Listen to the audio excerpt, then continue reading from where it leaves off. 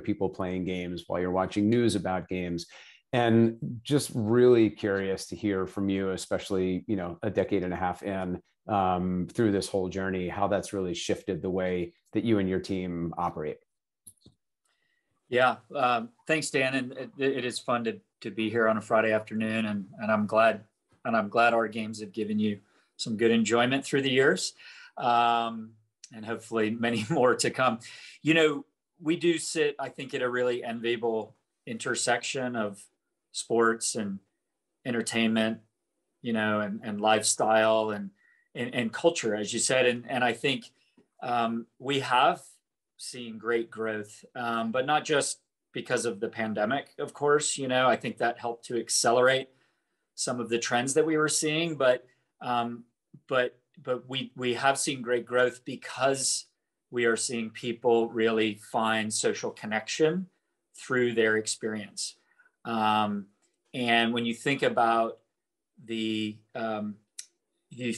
trends of, connection from the physical to digital environments, and from the consumption of sports and entertainment from, more linear, lean back experiences, really into more lean in and interactive experiences, it presents a great opportunity.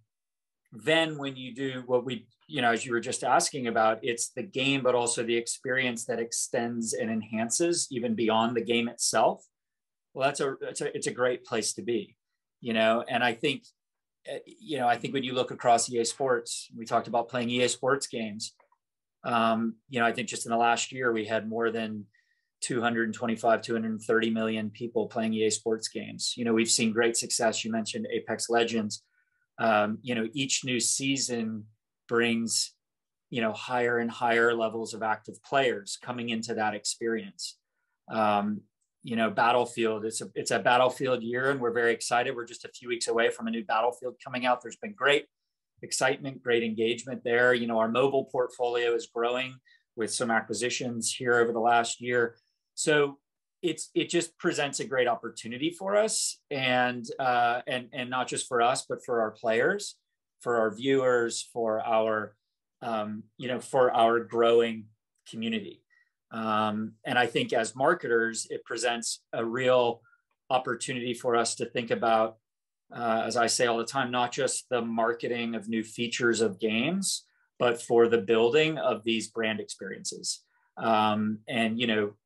You think about Madden as a brand that you can experience across HD and mobile and esports and our live services.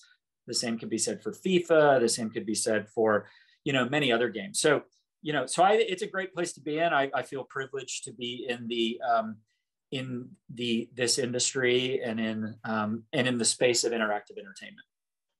Yeah, it's with growing consumer interest and more opportunity to permeate not just playing the game but lifestyle, leads to a much more competitive market. And something that you and I talked about was not just putting out great games and doing great marketing, but was building that relationship and developing trust with the users and players, and however kind of you define them. Which I thought was really fascinating, because you're not just trying to make kind of a, hey, you went out and you bought a shrink wrap game at retail any longer. It really is kind of a 24/7, 365. What has changed in the relationship development and how you think about engendering trust with those players, so you can keep that competitive advantage from what is becoming a really competitive market for these big lifestyle games? Yeah, well, as you think about the environment and the competition for time, and you think about many of the biggest brands in the world are either in our space or have been entering this space. I shouldn't say our space, the space of interactive entertainment. And so, and again, for obvious reasons,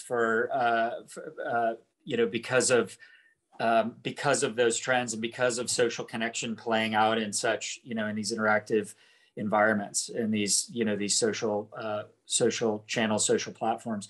I think, when you think about the idea of trust, and you think about the idea of maybe even more specifically, the idea of like shared values,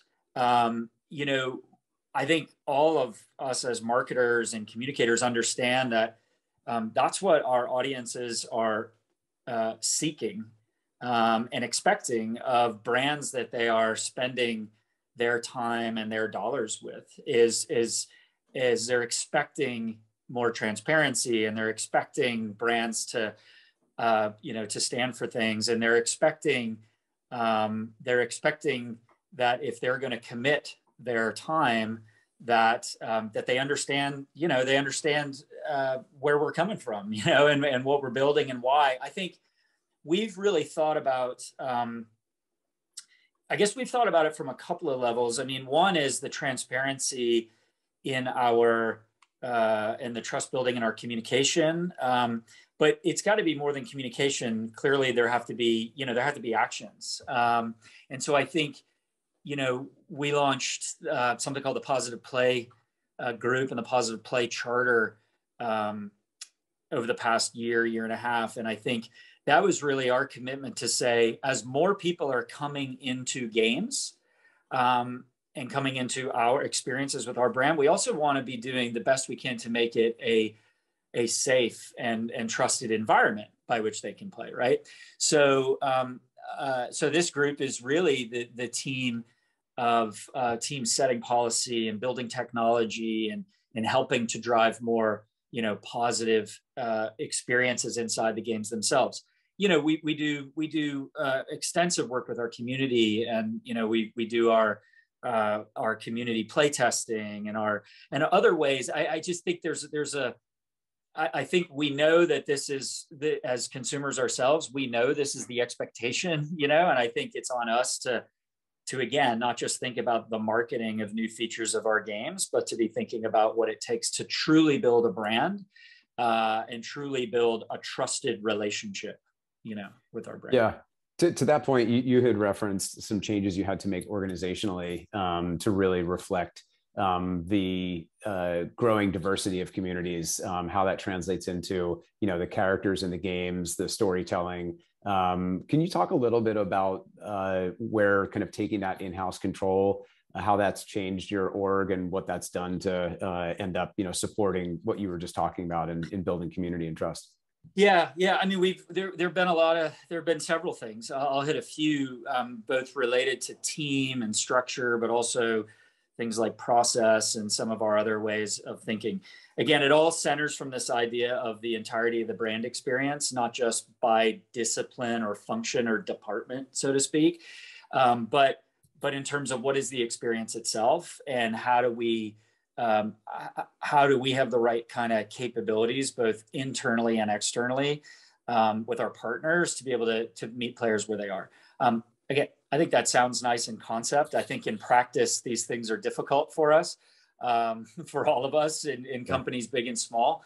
I think the thing we've really tried to focus on, though, as we've gone through, like I said, organizational and things like process changes, I think it all has to come back to really understanding the audience, and understanding our players and understanding their play patterns and understanding their consumer just behavior in general. I think one of the things we talk about is that, more than half the people who play games wouldn't describe themselves as gamers, So what does that mean? How does that influence the type of work that we do? How does that influence the type of people that we hire? How does that influence the type of marketing campaigns that we would run? When we think about Gen Z and appealing to, younger audiences, of which I've got, 3 teenage sons in my home, and I see firsthand that they and all of their friends, they watch YouTube daily. They're watching YouTube every day. It's the front page of the internet. They're using social media. They're getting their information, and they're having their connections in ways that are different, frankly, than you or I, without making us sound too old. That's it's just reality. And then on top of that, our community in games tell us, 75 or 80% of them would tell us they want to go beyond just the game itself. They want to watch live streams. They want to talk about games when they're not in the games itself. They want to be reading and watching game related content. Sometimes when they're not playing, sometimes when they are playing. They tell us, more than half of them, that they're engaging across multiple different platforms of play.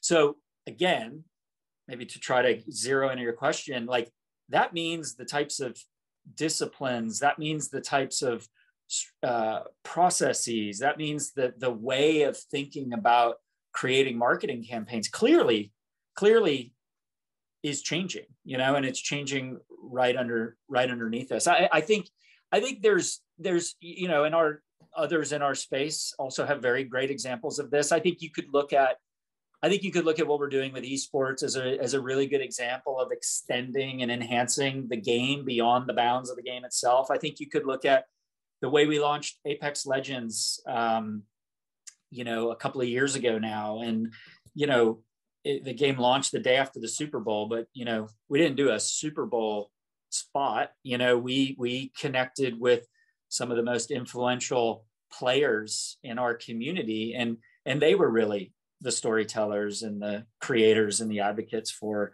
the game experience. So, I think really understanding the audience is the key, to obviously, doing our best to get it right.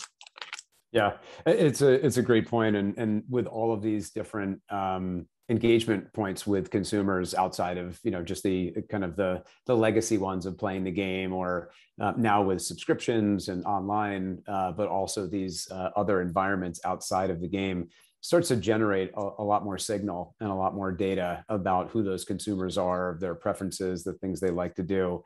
How has that influenced the way that you think about your consumer segmentation, the way you think about going to market with marketing?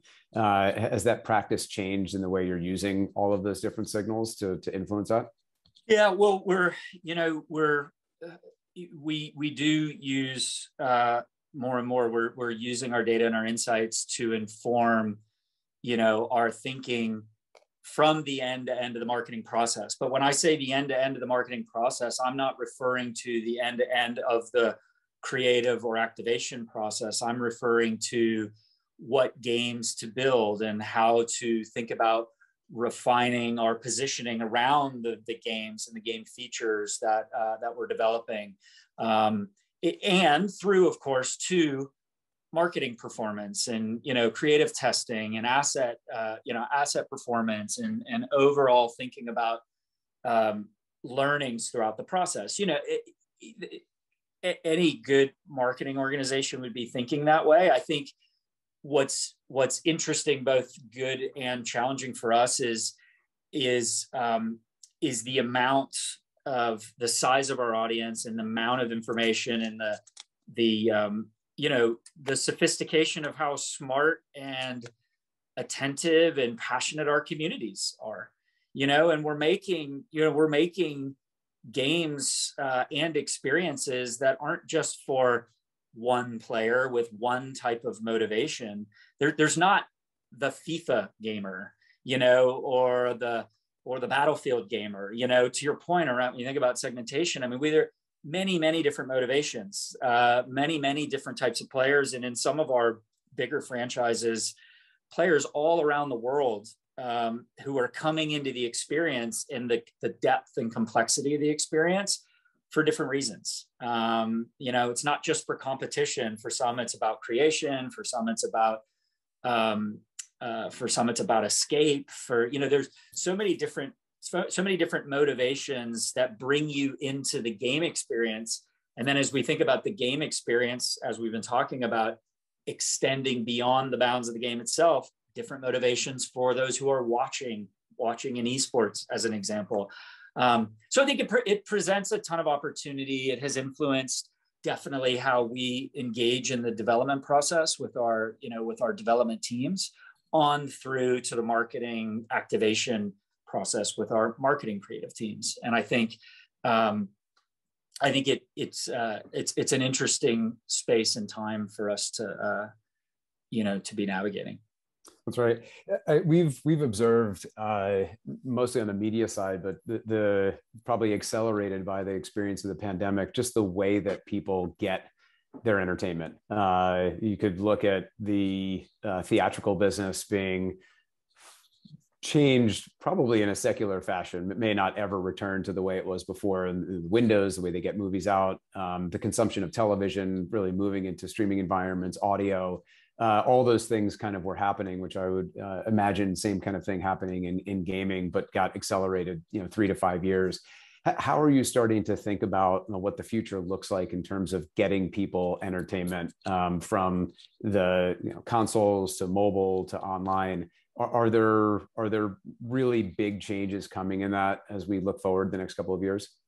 Yeah, I think if you I think thinking about entertainment as ecosystems, I think we are a platform agnostic, company. We're, at EA ourselves, and in other words, we're making games across many different platforms. We have our subscription service across the most platforms. So, we want to meet players, fans, where they are, but where they are increasingly becomes in an ecosystem where they want those experiences to be, I think building on one another, intersecting with one another. And I think that's the big opportunity. And we're seeing some do a great job with that. And that's certainly our focus and attention is on not just making games for, all the different platforms, but making experiences that really bring them together. Yeah, some of the most interesting ones are these crossovers where books and stories or movies become games, where games become books and movies and stories. So just the blurring of those lines. Yeah, I was about to say that you use those exact words, the blurring of the lines. And again, in our business, it's like the blurring of the lines between what is the game and what is the marketing. The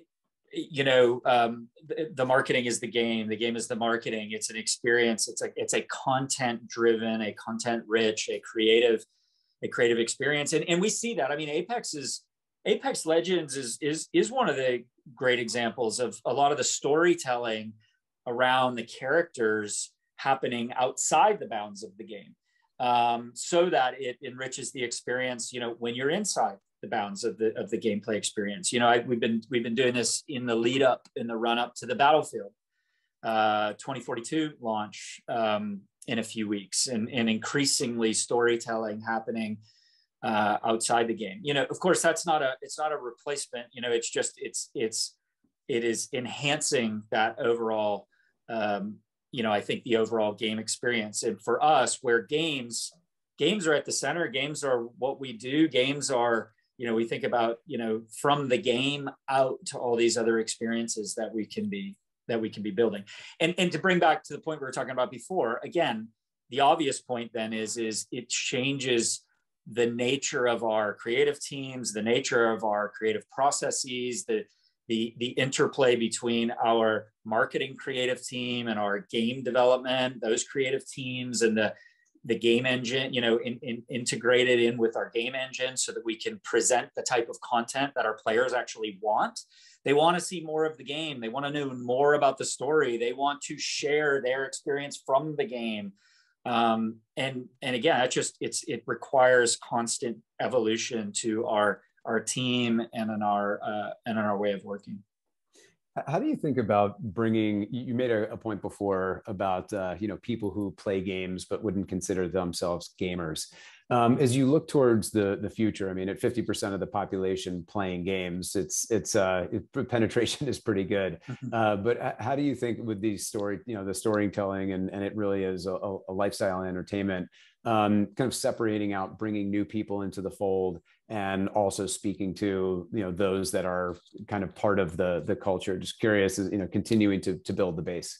Yeah, I think that's a big part of any of our jobs, right? Is to be bringing in and finding new audiences to come in. I think the I think two things really jump out. Of course, the innovation in the games themselves and bringing the insights into what does today's Madden audiences, not one Madden gamer, but today's audience. So of course, that's a part of it. But, I mentioned, and I think I've used this line, the extending of the experience outside the game. I think esports is a big one. Esports is a big opportunity to attract new audiences. And I think, I think it's got to be at the center of constantly acquiring in new people to the game experience, and whether that's the platform we're offering the game on, or whether that's the type of experience in the game, or whether that's the type, like I said, in esports, of experience outside the game.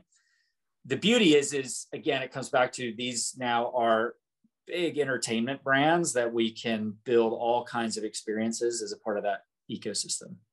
Yeah, and I think the beauty of a lot of these is that they're borderless. That there isn't really kind of a cultural or blocker to any of these being successful. Can you talk a little bit about how you think about different regions, and is there kind of unique elements in how you bring these to European audiences, to audiences across APAC? Or is there kind of a through line that really makes all of these kind of global campaigns and global marketing strategies? Yeah, I think it's a great question.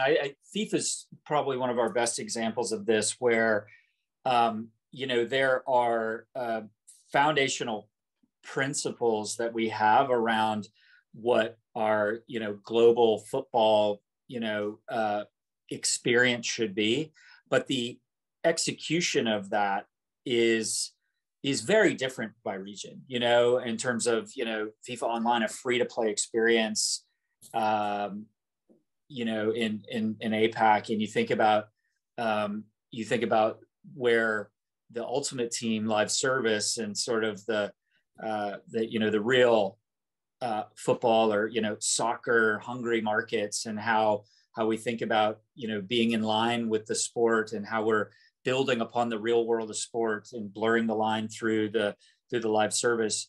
You think about mobile as a completely different model and a different type of play, and its popularity. I think that's probably one of our best examples of thinking about that a brand can have key attributes and have a growth strategy, but then the way we bring it to market, and I don't just mean the marketing, I mean the game itself and its expression, different by platform, different by business model, different in different regions. I think it's something we'll definitely continue to you'll see more and hear more about, is how do we cater again to meet audiences where they are, as opposed to just having one game with one model on one platform. I think that's probably one of our unique advantages, is to be able to have the scale to be able to bring some of the biggest franchises to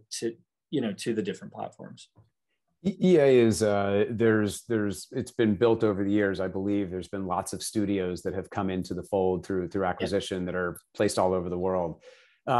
Just curious, in the way that everyone has gone to a distributed working model in reaction to the pandemic, has that changed the way you operated, or had you already been operating in that fashion because of the growth coming through all these new studios coming into the portfolio?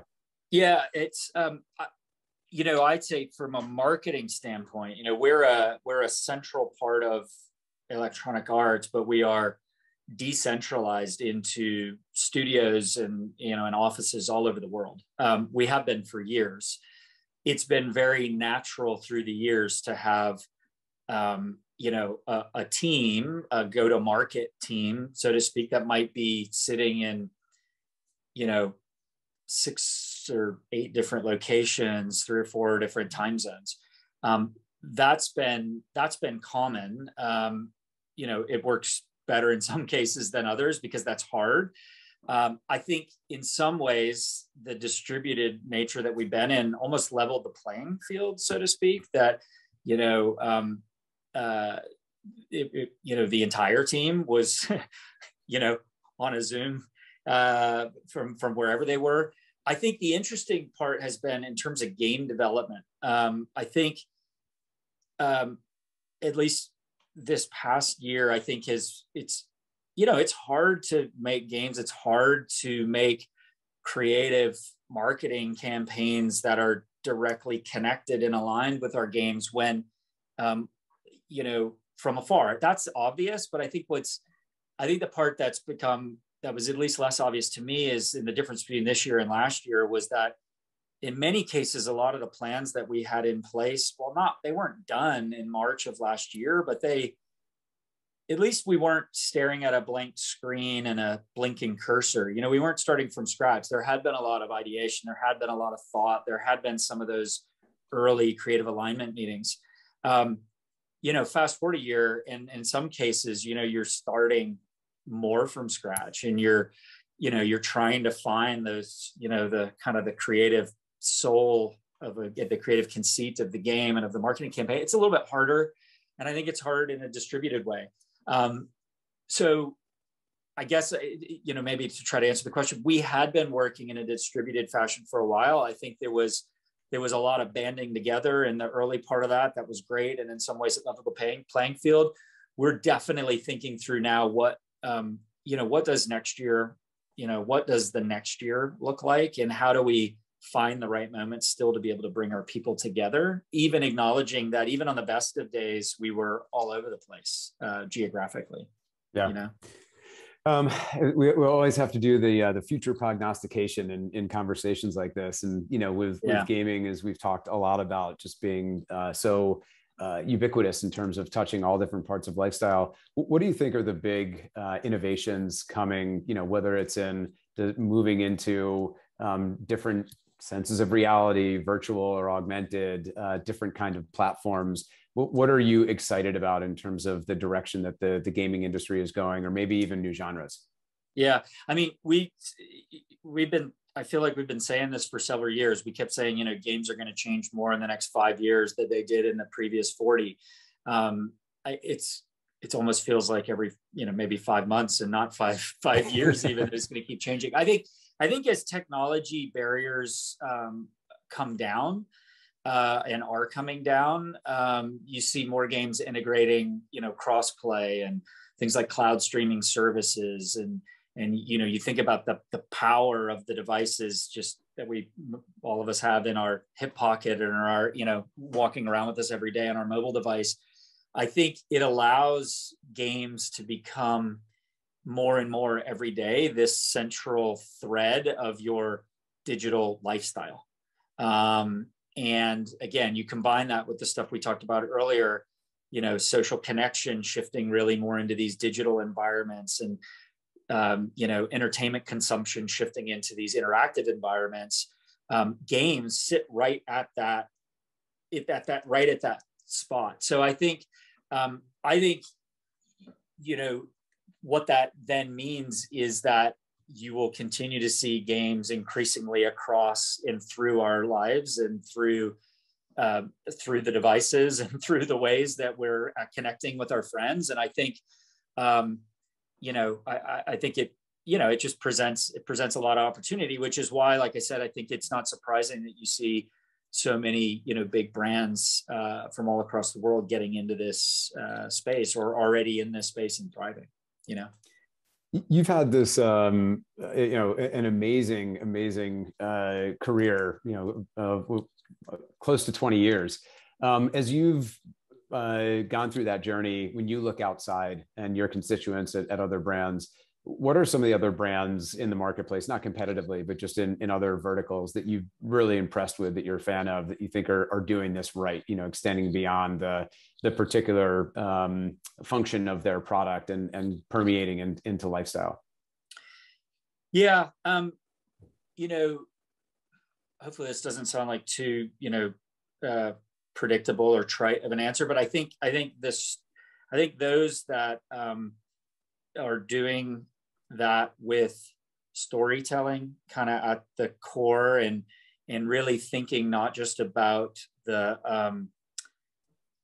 about just the technical aspects of the product, but the role the product has in people's lives. So whether it's like us trying trying to extend the entertainment experience across, or whether that's, whether that's in sports and lifestyle, brands not just telling me about the nature of the fabric or the fit, but about like how it's used and what role it plays in your lifestyle. I mean, I'm a runner.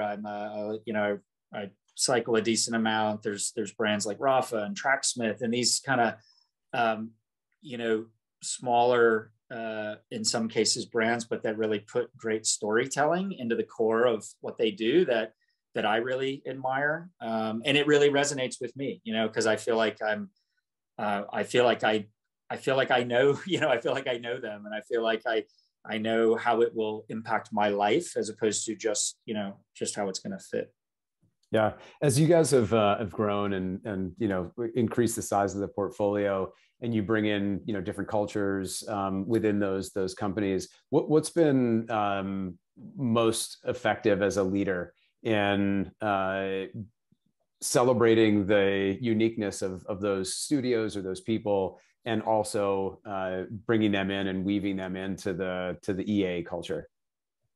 Yeah, well, we're a heavily values-driven organization, and I think to put that into practice, to me, it is meant both as a marketing organization and then more broadly as a company to having a strong foundation that we stand on when we think about creativity and pioneering and teamwork and determination, some of the things that we would hold most dear as our values. But then I almost think of it, that's our foundation. Those are our really our beliefs, not in a top-down way. We want our individual studios we celebrate their unique differences. They are making different types of games for different types of audiences in different parts of the world. I think we can, as an enterprise, have these common beliefs, but then again, kind of then step out of the way, really not try to be in the way of the unique cultures, but to celebrate those unique cultures. And then as a marketing team, again,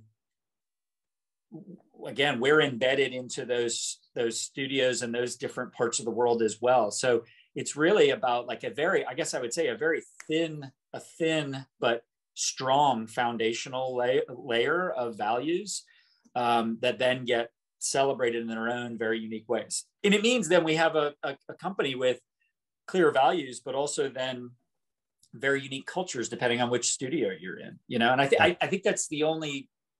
I mean, obviously, I'm a big believer in that, and it's kind of the only practical way even to think about it.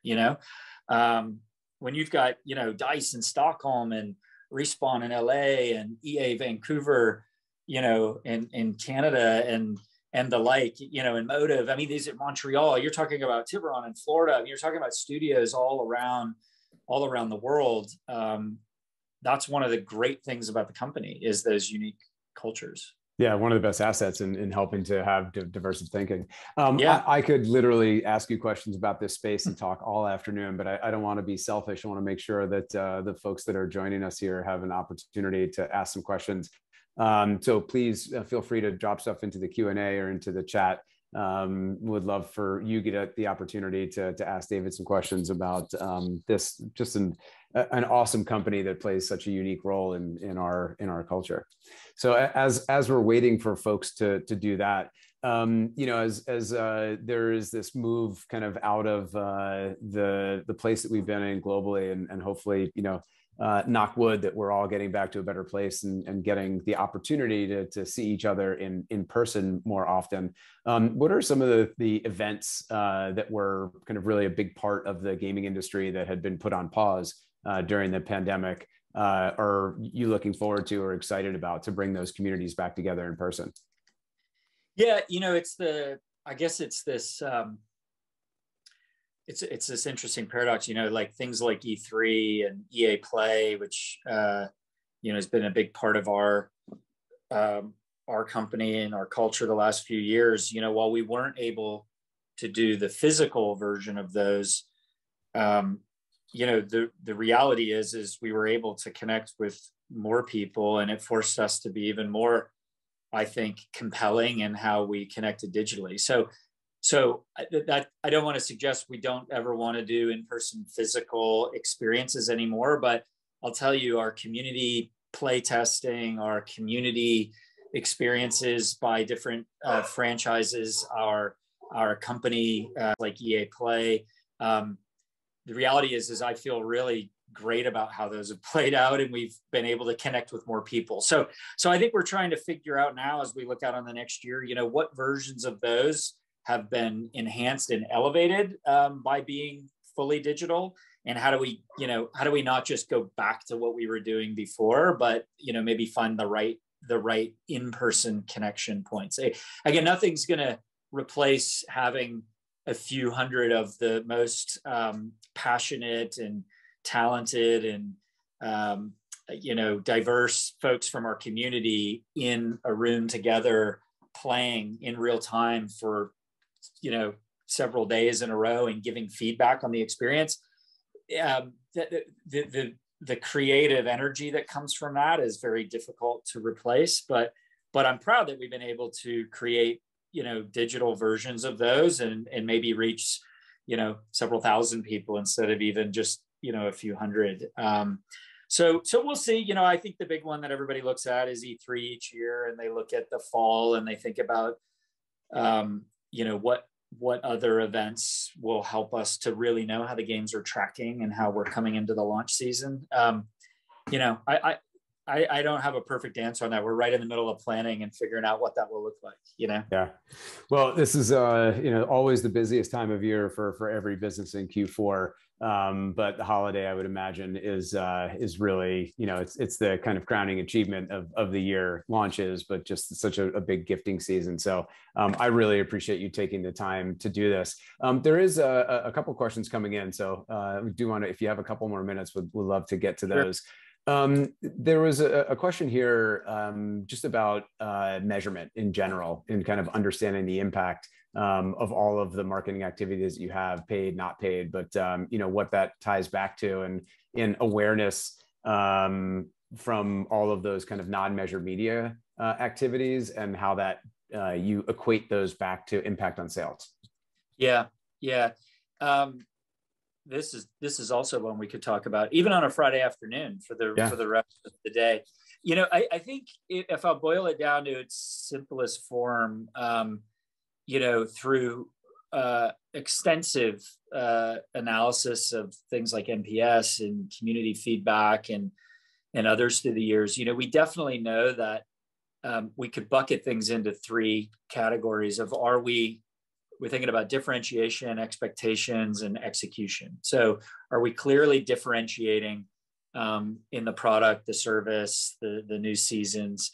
Are we as marketers helping to set clear expectations for what that experience will be? And then how are we executing? And when we fail on any one of those pieces, you can, it doesn't take hard. That's why it's a simple framework. It's not hard to understand how you could have a wonderfully differentiated product and clearly done an awesome job setting expectations on what that experience is through the marketing. But then when the execution is not there, whether through what the game experience or the marketing, you can see how that could fall. I don't need to play it through. You could see how any one of those things could undermine us. The question then is, to this question, then what are the measures in our business and in our industry that we would apply to those specific categories? I think in our business, I won't bore you with all the different ones, both in game and out of game, that fit into those categories of differentiation, expectations, and execution. I would tell you that the thing that we've really spent a long time is bringing those insights together into one scorecard so that we can do our best to not have 3 or 4 or 5 different versions of the truth coming through different lenses. I think there is, at some point in time, there is a lot of what we do is still, not directly attributable in some of our platforms and some of our games. And so the art of looking across community feedback, NPS scores, trailer views, social conversation of volume, social conversation sentiment, et cetera. Those, when we think of message pulse, you think of those things, it's bringing those into one whole, and then really challenging our marketing analytics and our brand teams to kind of be the sense makers of what do all these potentially competing signals actually tell us. When the just tactically internally, when the signals are competing because they're coming in through different forms and different teams and in different formats, it becomes very hard to make sense of how should we feel about demand heading into an anticipation heading into the Battlefield launch. How should we feel about how FIFA's tracking in its early days since launch? How should we feel about Madden several weeks into the football season and several more weeks out from launch? That's the biggest thing we've been looking at, is how do we think about the differentiation we're bringing, how we've done setting expectations, how are we doing executing, and how do we have measures underneath that tell a holistic, story, across the different channels. And have you leaned on in-house resource to do that? Marketing sciences, data science, practices like that to be able to make sense of all of those inputs? We have. That's been one of the biggest areas of investments. And like our marketing teams, having folks embedded in with our game makers so that, again, we're measuring not just not just the response in the community, which is really, what's most important is how our fans are experiencing the games, but also in terms of game quality and the friction-free experience in the gameplay. So it's been a big part of our time and investment as a company. Well, over my career, I've had the good fortune to interface with a number of the people in your marketing team, and some of the most talented, innovative, thoughtful, and progressive marketers I've ever had the good fortune of interfacing with. So I would imagine your partners across the ecosystem really appreciate that, because it's not always the case. And it's an innovative brand. It's a great space to be in, and great people to bring that message to consumers. So David, thank you so much. It was awesome getting to talk with you through this process and everything you shared with the audience today. Tyler, Brand Innovators, thanks for the opportunity. I hope everyone has a great weekend. Great, thank you. Amazing job, David and Dan. Thank you guys so much. David, I think I could pick your brain for hours, since my son wants to be a YouTuber/gamer. I actually met the CEO of Envy Gaming in Dallas, which is now a EA or electronic sports team. So I agree, this whole world is going to change, and David, you get to be in the front row seat of it. So thank you for all the great work you're doing. Thank you. Thank you all. Thanks for having me. We're in great hands.